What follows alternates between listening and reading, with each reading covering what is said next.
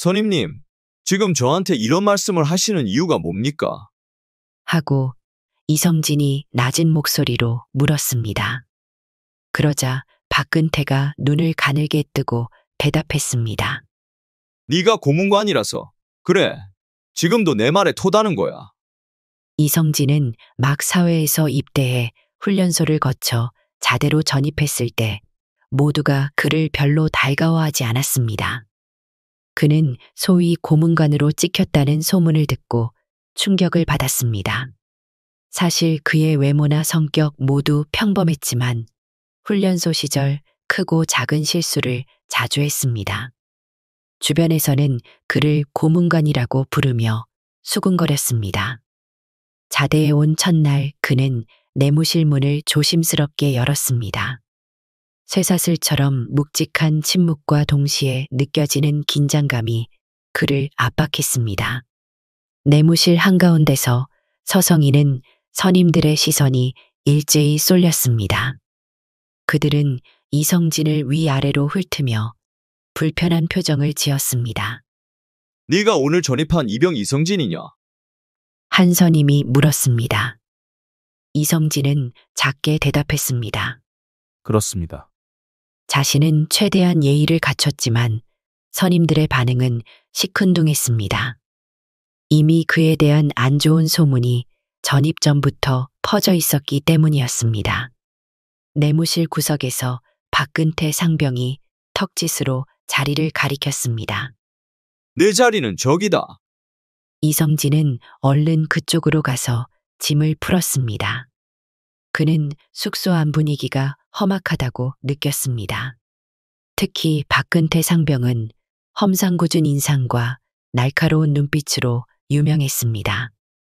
이성진은 되도록 눈에 띄지 않고 조용히 지내고 싶었습니다.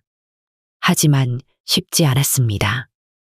이성진이 입소한 지 얼마 지나지 않아 모든 선임들이 그를 고문관 취급하며 사소한 일에도 트집을 잡았습니다. 저게 뭐야, 각도도 맞추지 못하냐. 내가 뭘 하겠냐, 고문관답게 또 실수할 것 아니야.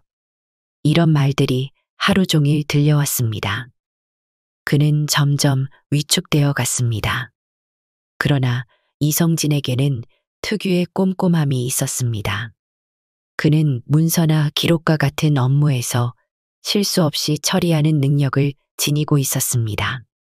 비록 신체적으로는 다소 서툴고 군대 훈련에도 아직 미숙했지만 문서 업무나 보고서 작성은 꽤 철저하게 해냈습니다. 그런데 대부분 선임들은 그런 장점을 인정하려 하지 않았습니다. 부대 생활이 조금씩 익숙해지던 어느 날, 이성진에게 야간 근무가 주어졌습니다. 그는 평소와 달리 긴장한 표정으로 근무 준비를 했습니다. 야간 근무는 병사들에게 몹시 피곤한 일이었고, 특히 헌병이 아닌 일반 보직 부대에서의 야간 근무는 지루하고 고단했습니다. 그날 그의 파트너는 다름 아닌 박근태 상병이었습니다. 그는 처음부터 마음이 불편했습니다. 다른 선임이라면 조금 더 편안했겠지만 하필이면 박근태였습니다. 박근태는 그동안 여러 차례 이성진을 답답하다며 구박했습니다. 이성진은 최대한 실수하지 않겠다고 결심했습니다. 근무 장소는 부대 외곽 초소였고 교대 시간을 맞춰 보초 임무를 수행했습니다.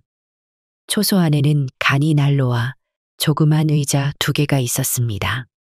아직 겨울이었기에 날씨가 매우 추웠습니다. 찬바람이 들어올 때마다 이성진은 몸을 떨었습니다. 그는 빈틈이 없도록 초소 밖과 주변 환경을 주시했습니다. 야, 너 이렇게 빡빡하게 할 필요 없어.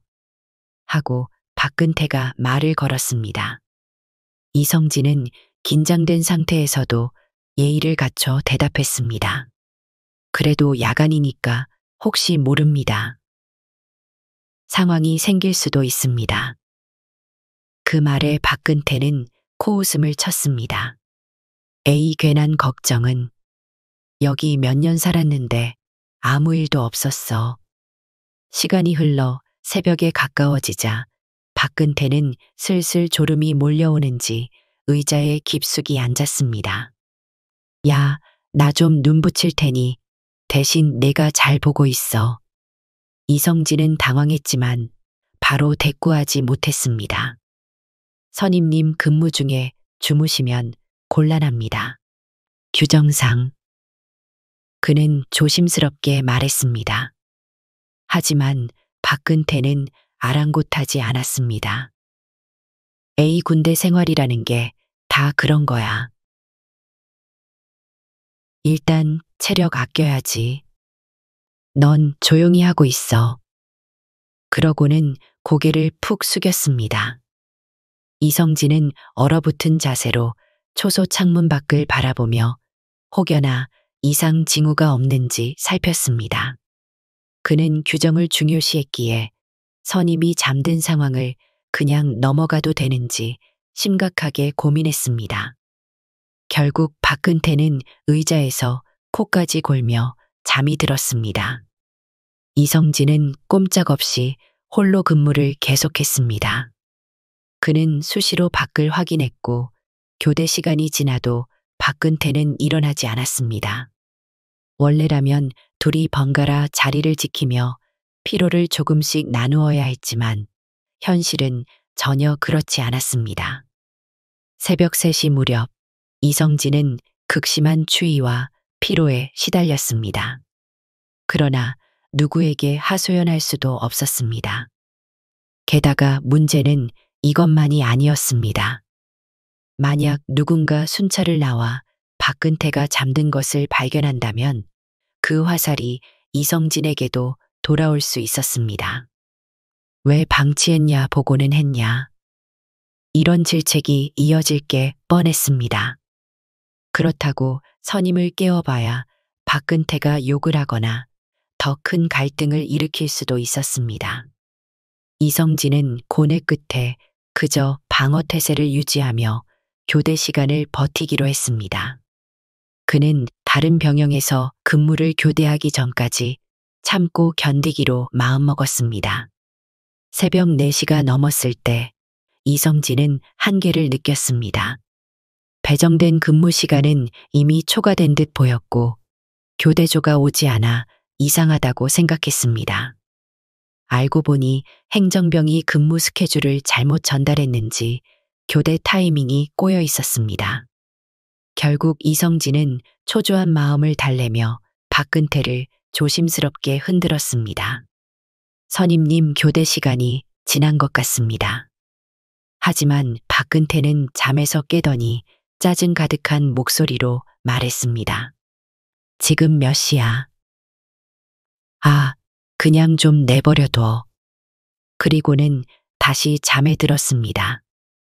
이성진은 답답했지만 어쩔 수 없었습니다. 결국 그는 근무일지를 작성하기 위해 초소 구석의 기록 장부를 펼쳤습니다. 야간 근무 상황을 소홀히 보고하면 안 된다는 책임감이 컸습니다. 그러다 망설였습니다. 정말 그대로 적어야 하나? 선임이 잠들었다고 솔직히 쓰면 내게도 불똥이 튈지 모르는데. 그는 한참을 고민한 끝에 결심했습니다. 나는 규정을 지켜야 한다. 진실을 숨기는 건 내 성격에도 맞지 않는다. 그렇게 마음먹고 그는 교대 일지에 있는 그대로 적었습니다. 공공시경부터 박근태 상병이 근무 태만으로 인한 수면 상태를 유지했습니다. 교대 시도에도 불응했습니다.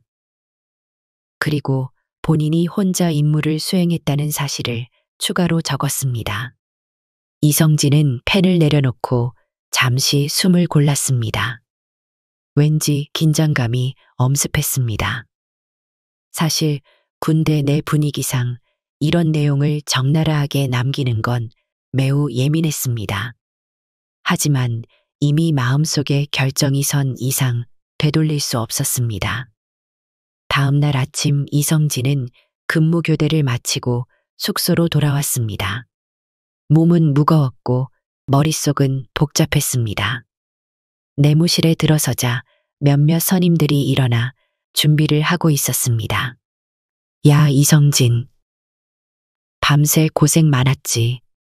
하고 말해주는 이도 있었지만 대부분은 그를 별로 신경 쓰지 않았습니다. 이성진은 잠깐 침상에 누워 눈을 붙이려 했습니다. 그런데 얼마 지나지 않아 내무실 문이 거칠게 열리는 소리가 들렸습니다.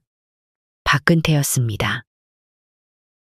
그는 씩씩거리며 들어와 이성진 침상 앞에 서서 노려봤습니다.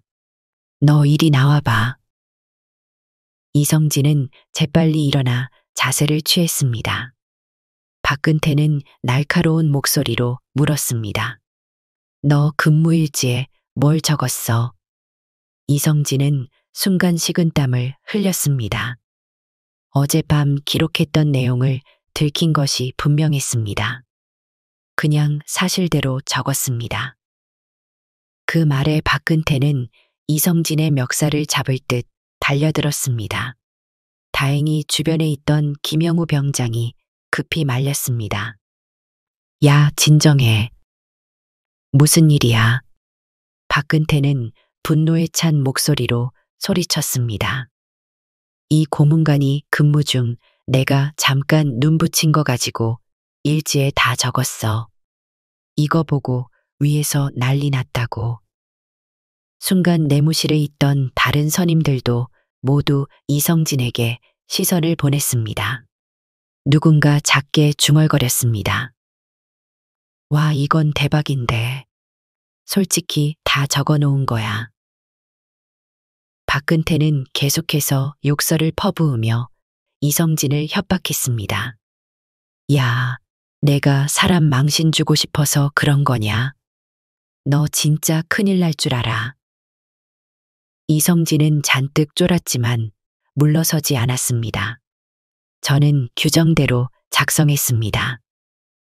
거짓말을 쓸 수는 없었습니다. 그는 심장이 빠르게 뛰었지만 생각은 분명했습니다. 군 생활이 힘들어질 거라는 걸 예감했음에도 이미 쓴 기록을 바꾸지는 않을 작정이었습니다. 당연히 부대 내에서는 난리가 났습니다. 야간 근무 중 선임이 잠을 잔 사실이 공식 문서로 남았고 그것을 바로 후임이 적나라하게 적어버렸으니 위에서 보기에 매우 심각한 문제였습니다. 당장 분대장부터 중대장까지 눈살을 찌푸렸습니다. 이게 대체 어떻게 된 거냐? 중대장이 엄하게 질책했습니다.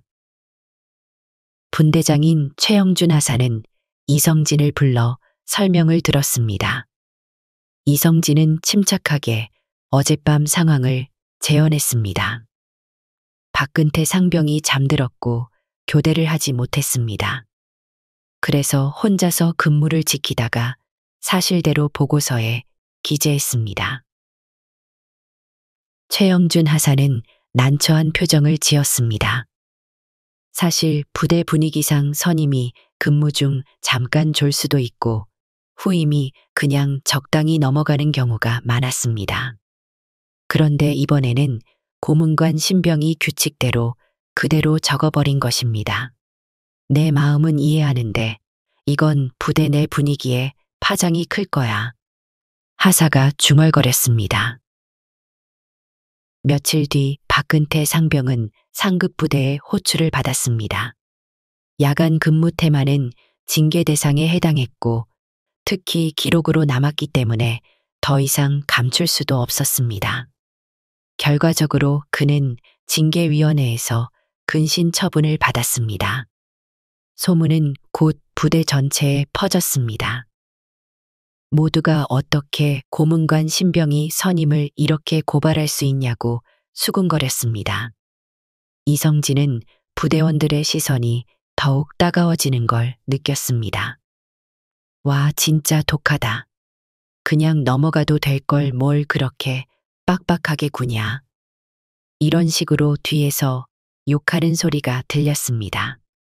상명하복이 강한 군 조직에서 후임이 선임의 잘못을 공문서에 그대로 적는 일은 흔치 않았습니다. 하지만 정작 이성진은 큰 죄책감이나 두려움보다는 내가 할 일을 했을 뿐이라는 생각이 강했습니다. 물론 여론이 좋지 않게 돌아가는 걸 보고 마음이 편하지는 않았습니다. 그러나 사실을 숨기거나 바꿨다면 그 역시 규정을 어기는 일이라고 믿었습니다. 그 사건이 있은 뒤 이성진을 둘러싼 괴롭힘이 더욱 노골적으로 시작됐습니다. 특히 박근태를 따르는 몇몇 병사들은 대놓고 이성진에게 시비를 걸었습니다. 야, 너 대체 왜 그렇게 깐깐하냐? 우리 부대가 무슨 탈영병 잡는 헌병대인 줄 아냐? 내가 그깟 근무 기록 따위로 이렇게 다 망쳐놓은 거야. 이성진은 기지, 내 어느 장소든 불편했습니다. 식당에서 밥을 먹을 때도, 생활관에서 쉬고 있을 때도, 심지어 화장실에 가는 길에서도 짜증 섞인 시선이 따라왔습니다. 무언가 말을 하려고 해도 선임들은 비웃거나 무시했습니다. 가장 큰 문제는 야간 근무 외에도 일상 속에서 이성진이 규정대로 하려는 태도가 남에게 불편함을 준다는 이유로 트집 잡혔다는 점이었습니다.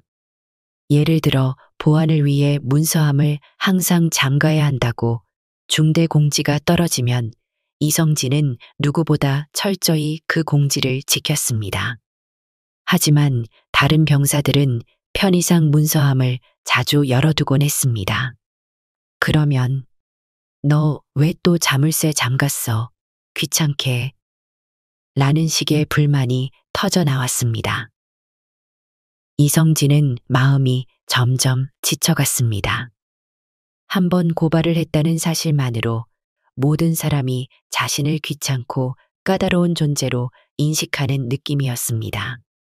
그는 틀린 일을 지적한 게 아니라 옳은 일을 했다고 생각했지만 주위에서는 그를 괴롭히기 위한 사소한 불합리까지 쏟아져 나왔습니다. 결국 어느 날 그는 야외 작업을 하던 중 혼잣말로 중얼거렸습니다. 내가 잘못한 걸까? 그저 규정대로 했는데 왜 모든 사람이 날 탓하는 거지? 그의 표정은 어두웠고 목소리도 기어들었습니다. 멀리에서 그 광경을 본 김영우 병장은 안쓰러운 표정을 지었습니다. 김영우는 그나마 이성진에게 동정심을 보이던 몇 안 되는 상급자였습니다. 시간이 흐르며 상황은 더욱 나빠졌습니다. 박근태를 비롯한 일부 선임들은 교묘하게 이성진을 골탕 먹이는 방법을 찾아냈습니다. 그중 하나는 불필요하게 힘든 업무를 자주 시키는 것이었습니다. 예를 들어 무거운 물자를 이동해야 할 때 꼭 이성진에게만 그 일을 떠넘겼습니다. 야, 넌 체력 단련 좀 해야 해. 직접 옮겨봐. 이런 식이었습니다. 또 다른 방식은 이성진을 계속 소외시키는 행위였습니다. 다른 동기들은 그럭저럭 선임들과 어울려 담소를 나누거나 쉬는 시간에 라면이라도 같이 먹었지만 이성진만큼은 끼워주지 않았습니다. 만약 그가 슬쩍 다가가면 곧바로 고문관이 또 왔네. 라며 쫓아냈습니다.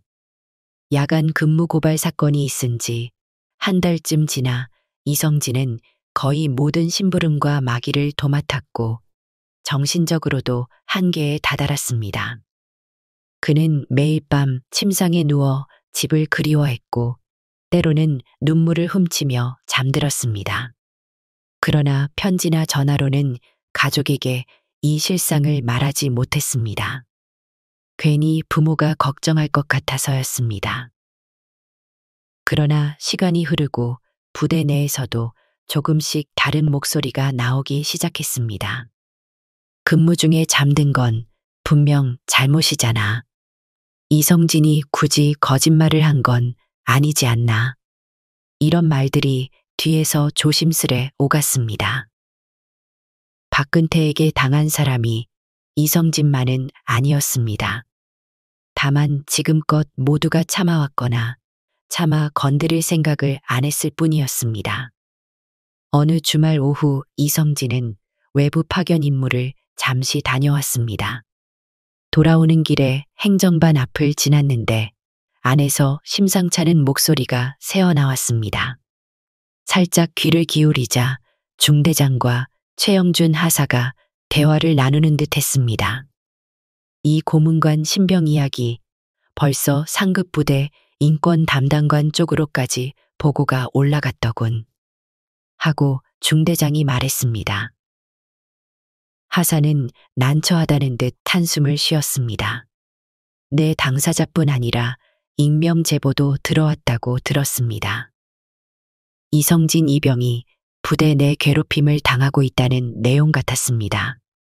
이성진은 놀라서 숨을 죽였습니다. 익명 제보라니 도대체 누가? 마음속에서 알 수 없는 안도감과 두려움이 함께 몰려왔습니다. 자칫하면 또다시 시끄러운 일이 벌어질 것이 뻔했기 때문이었습니다.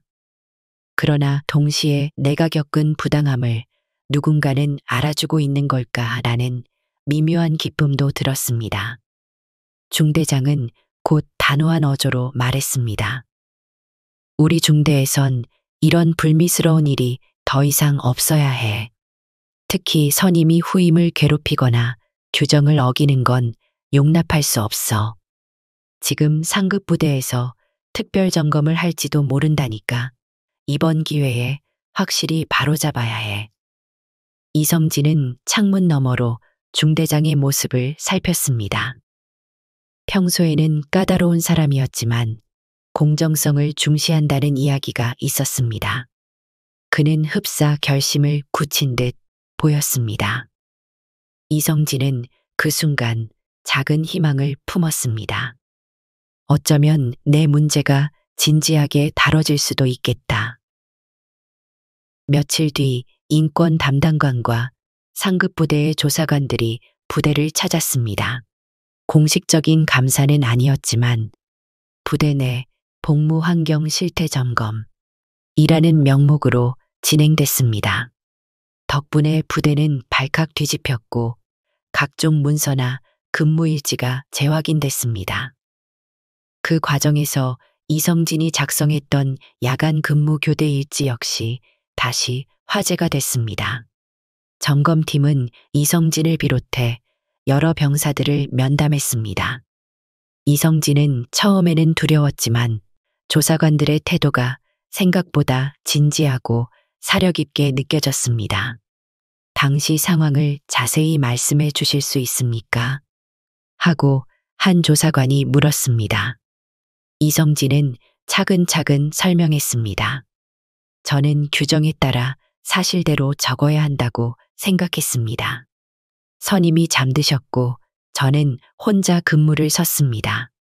조사관은 고개를 끄덕이며 메모했습니다. 그 뒤로 괴롭힘이나 불이익을 받았다고 생각하시나요? 이성진은 잠시 망설였지만 사실대로 털어놓았습니다. 네, 계속해서 업무나 생활면에서 차별을 느꼈습니다. 저를 따로 왕따시키거나 힘든 작업을 몰아주고 모욕적인 말을 하기도 했습니다. 이성진은 조사관들에게 솔직히 토로했습니다. 저는 군대의 위계 질서를 무너뜨리려는 의도가 전혀 없었습니다. 단지 제가 배운 대로 규정대로 해야 한다고 믿었고 그 때문에 많은 갈등이 생긴 것 같습니다. 그의 목소리는 떨렸지만 조사관들은 진지하게 경청했습니다. 다른 병사들도 면담에 응했고 몇몇은 박근태 상병이 평소에도 후임들을 괴롭히거나 무시하는 발언을 자주 했다는 사실을 증언했습니다. 소문으로만 떠돌던 은밀한 괴롭힘이 조금씩 수면 위로 드러났습니다.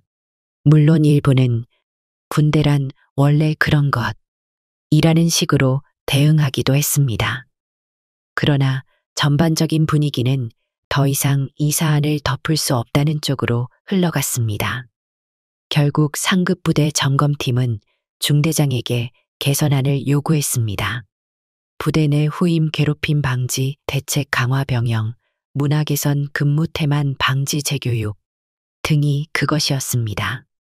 동시에 박근태에게는 추가 징계가 검토됐고 함께 가담했던 선임들 역시 주의를 받았습니다. 소식이 전해지자 부대 분위기는 크게 출렁거렸습니다. 특히 중대 간부들은 병영 문화를 바꾸기 위해 부랴부랴 회의를 열었습니다. 지금 시대가 달라졌는데 아직도 옛날 방식으로 괴롭힘이 이뤄진다는 게 말이 안 된다. 우리가 제대로 관리하지 못했다.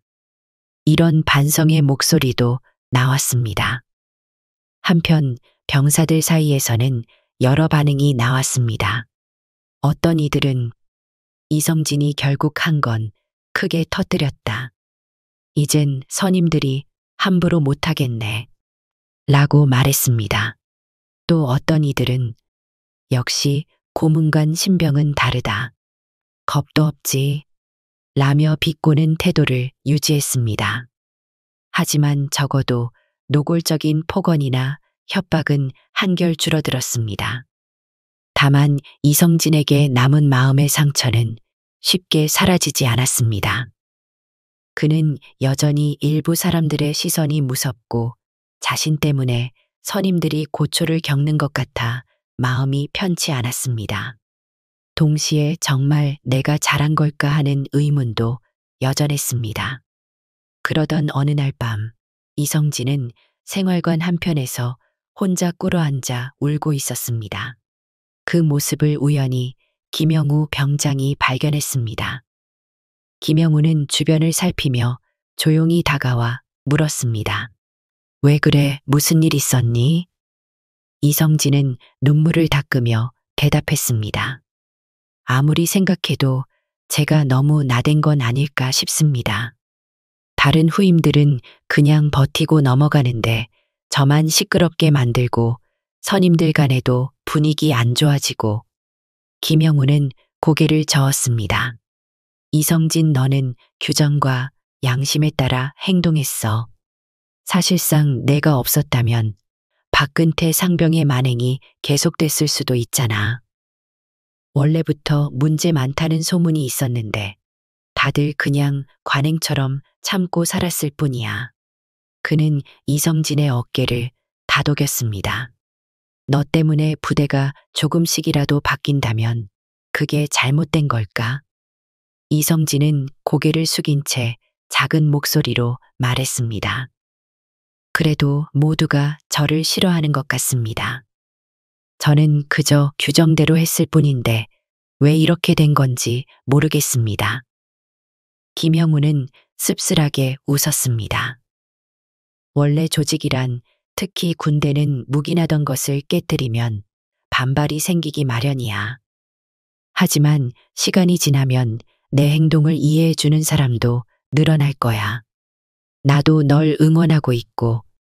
그날 이후 이성진은 김영우 병장을 마음속으로 의지했습니다.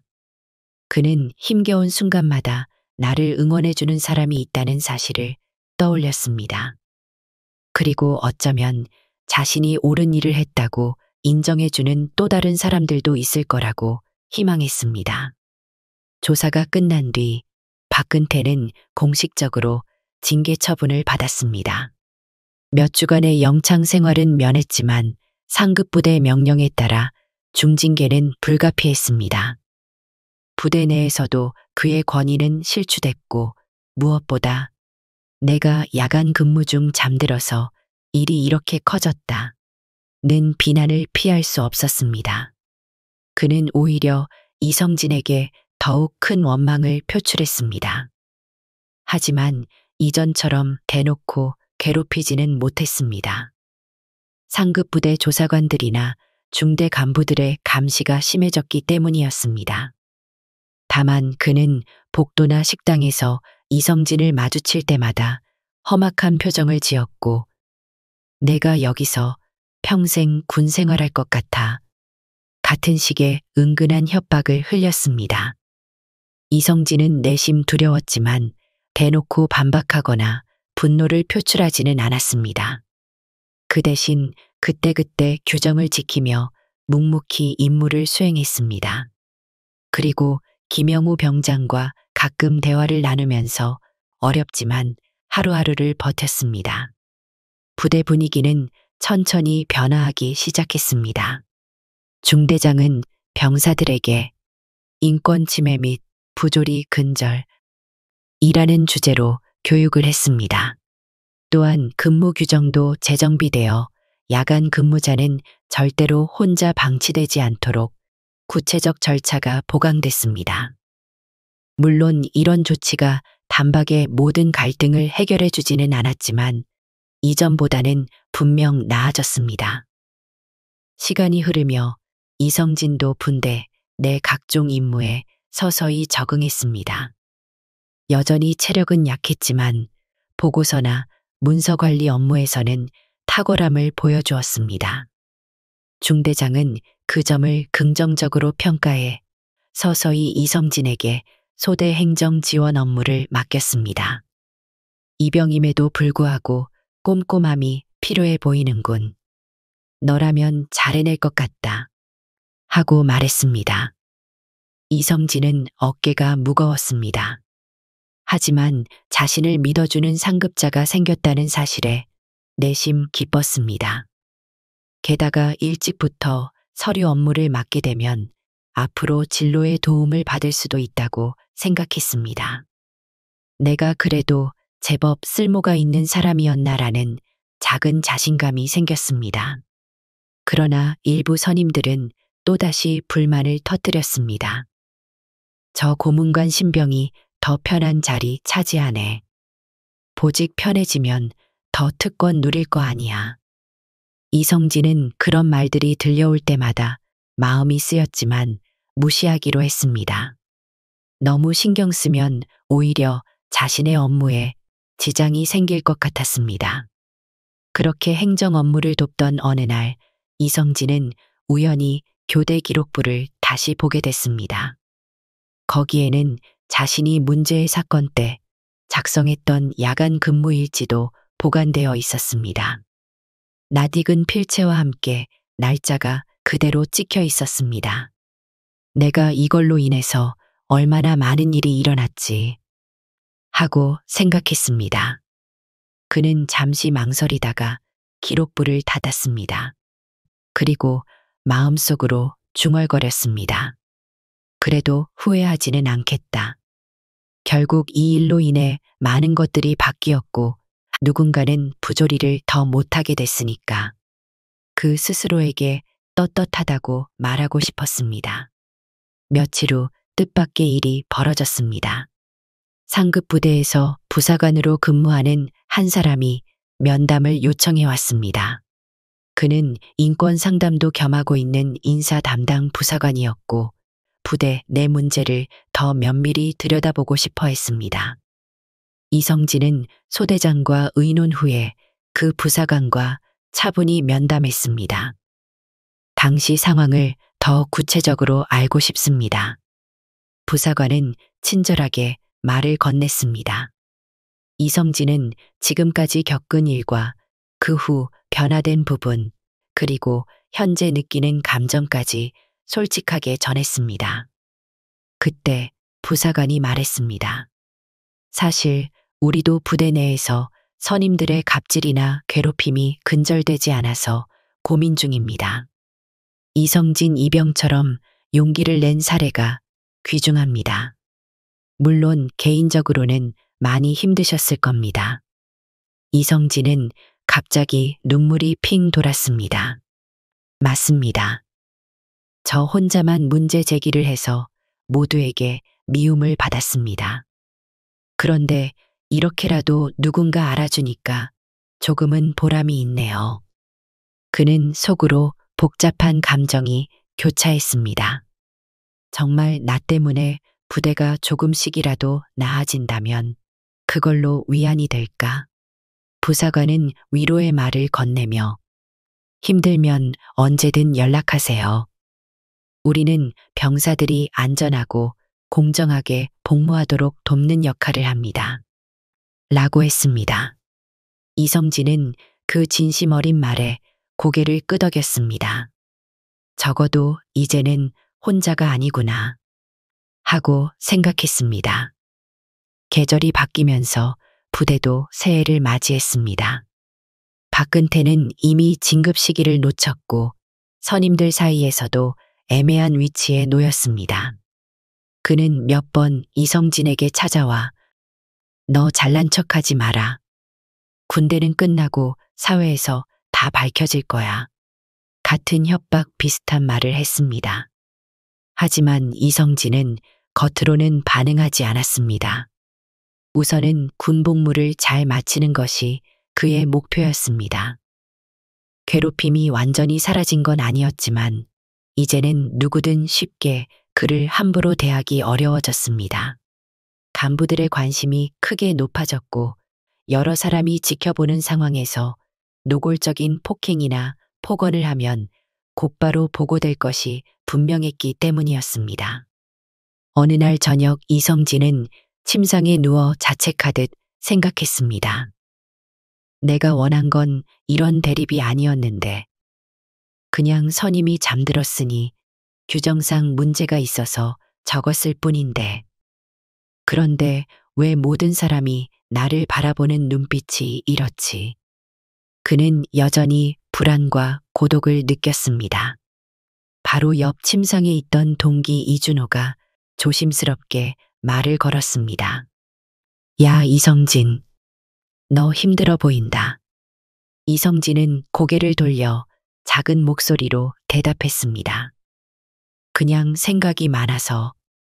이준호는 한참 망설이더니 그래도 나중에 전역하면 넌 내가 옳은 일을 했다고 자부심 느낄 수 있을 거야. 난 그렇게 생각한다. 하고 솔직하게 말했습니다. 이성진은 뜻밖의 위로에 울컥했습니다. 이준호는 평소 말수가 적었지만 마음이 따뜻한 동기였습니다. 그는 작은 힘이 되어 주려 했습니다. 그날 밤 이성진은 그래, 어쩌면 저녁 후에는 모든 게 달라 보일 수도 있겠지 하고 스스로를 위로했습니다. 이후로도 부대 생활은 이어졌습니다. 큰 갈등이 또 터지지는 않았지만 마냥 화기애애한 분위기가 된 것도 아니었습니다. 다만 점점 많은 병사들이 이성진 덕분에 근무 중 잠깐 자는 걸 조심하게 됐다거나 허투루 후임을 괴롭히면 안 된다는 인식을 갖게 됐다는 사실이 드러났습니다. 간부들도 이전보다 더 자주 생활관을 순찰하고 불합리한 지시는 없는지 점검했습니다. 중대장은 주기적으로 부대원들은 서로를 존중해야 한다. 우리 모두가 군인 이전에 한 사람이다. 라고 강조했습니다. 물론 형식적인 구호일 수도 있었지만 적어도 과거처럼 야, 그냥 묵인하자는 분위기는 많이 사라졌습니다. 그해 봄 새로운 신병들이 들어왔습니다. 이제는 이성진이 더 이상 막내가 아니었습니다. 새로 들어온 후임들의 얼굴을 보며 이성진은 묘한 감정을 느꼈습니다. 나도 얼마 전까지만 해도 저렇게 떨렸었는데 하고 생각했습니다. 그 중에는 자신보다 훨씬 더 서툰 모습의 신병도 있었고 긴장하여 눈물을 보이는 이도 있었습니다. 이성진은 그들을 대할 때 최대한 친절하게 굴려고 했습니다. 괜찮습니다. 천천히 배우면 됩니다. 라고 말해 주었습니다. 후임들은 그런 이성진을 보고 좀 빡빡하다더니 의외로 상냥하다며 호감을 보이기도 했습니다. 이성진이 입대한 지 1년이 훌쩍 넘어갈 즈음 박근태는 제대가 가까워졌습니다. 그는 끝내 이성진과 화해하거나 과거를 사과하지 않았습니다. 다만 서로 간의 노골적인 적대감이나 시비는 거의 사라졌습니다. 어떻게 보면 서로가 피하며 살다가 시간이 흐른 것입니다. 그러던 중 박근태가 전역을 앞둔 어느 날 저녁 이성진에게 뜬금없이 말을 걸어왔습니다. 야, 이성진. 나 내일 모레 저녁이야. 그의 목소리는 어딘가 허탈했습니다.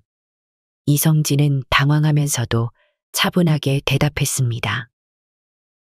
네, 알고 있습니다. 축하드립니다. 박근태는 뭔가 말하려다 멈칫했습니다. 그러고는 헛웃음을 지었습니다.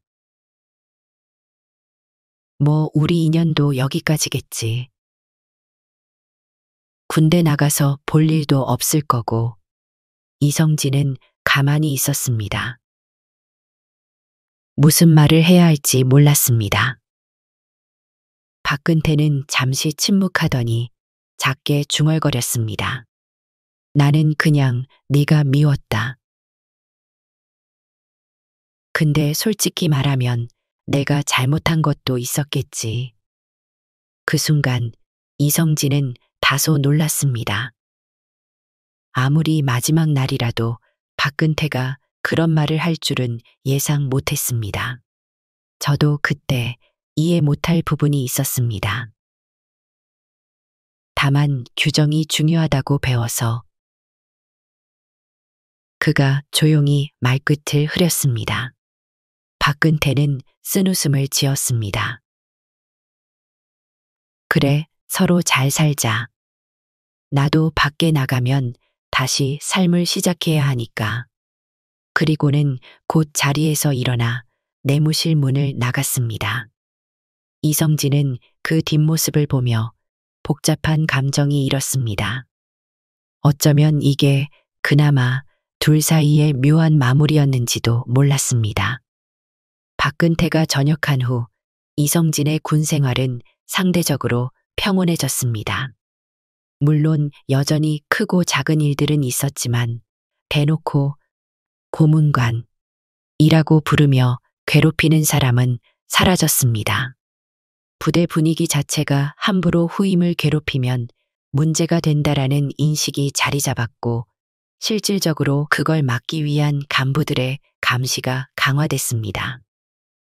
이성진은 점점 후임들을 챙기는 입장이 됐습니다. 그는 거창하지는 않았지만 자신의 경험을 통해 깨달은 바가 있었습니다. 자잘한 일이라도 규정과 원칙을 지키는 게 중요하다. 그리고 서로 존중하는 태도가 바탕이 돼야 한다. 그는 틈틈이 후임들에게 그렇게 말했습니다. 후임들 중에는 선임님 들어보니 예전에 큰 사건을 터뜨린 분이라고 하던데요. 라고 묻는 이도 있었습니다. 이성진은 쑥스러워하며 그냥 웃어넘겼습니다. 그냥 그때 사정이 있었을 뿐이야. 너희는 괜히 그런 일 겪지 말고 좋은 추억만 만들길 바란다. 했습니다.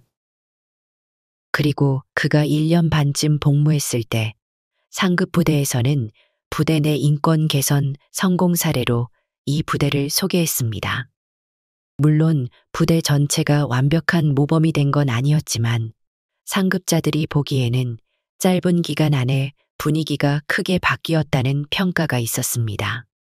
그 계기 중 하나로 야간 근무 사건을 거론했습니다. 한 신병의 소신 있는 기록 덕분에 우리가 문제를 인식하고 개선할 수 있었다. 라는 식이었습니다. 저녁이 가까워졌을 때 이성진은 새로운 결심을 했습니다. 군복무에서 얻은 교훈을 바탕으로 사회에서도 규칙과 원칙을 지키며 살겠다. 그는 비록 초반에 큰 고난을 겪었지만 결국 그 일을 통해 부조리가 개선되는 걸 직접 목격했습니다. 자신도 성장했다고 느꼈습니다. 저녁날이 다가오자 부대원들은 간단한 환송회를 열어주었습니다. 과거에 그를 고문관이라며 손가락질하던 사람들도 이제는 대체로 좋은 말로 배웅했습니다. 그래, 민간 나가서도 너답게 살아라. 혹시 힘들 때 연락해. 이런 다정한 말도 건네왔습니다. 김영우 병장은 아쉬운 표정으로 나도 곧 뒤따라 전역하겠지만 내가 가면 나 혼자 외롭다 하고 웃었습니다. 이성진은 고맙다는 말과 함께 정말 진심으로 그에게 감사했습니다. 병장님 덕분에 많이 의지했습니다. 김영우는 힘든 시간 잘 견딘 건 다 네가 한 거야 하고 격려했습니다. 저녁 당일 아침 이성진은 교대 일지가 보관된 행정반 문서함 앞에 잠시 섰습니다. 그 문서함은 잠겨 있었지만 그는 그 안에 자신이 남긴 기록이 있음을 알고 있었습니다. 군 생활을 떠나는 지금 저 기록은 여전히 부대 어딘가에 남아있겠지 하고 생각했습니다. 그리고 마음속으로 작게 중얼거렸습니다. 잘 버텼다, 이성진. 그렇게 이성진은 전역했습니다. 부대 정문을 나설 때 아침 햇살이 눈부시게 느껴졌습니다. 처음 입대하던 날과 달리 그의 어깨는 가벼우면서도 든든했습니다. 이제는 더 이상 고문관이 아니라 규정과 원칙을 지키는 게 어떤 의미인지 진정으로 깨달은 한 사람으로서 사회로 돌아가는 것이었습니다. 그가 걸어 나오는 모습을 본 부모님은 크게 반가워했습니다. 이성진은 부모님께 가볍게 목례하고 환한 미소를 지었습니다.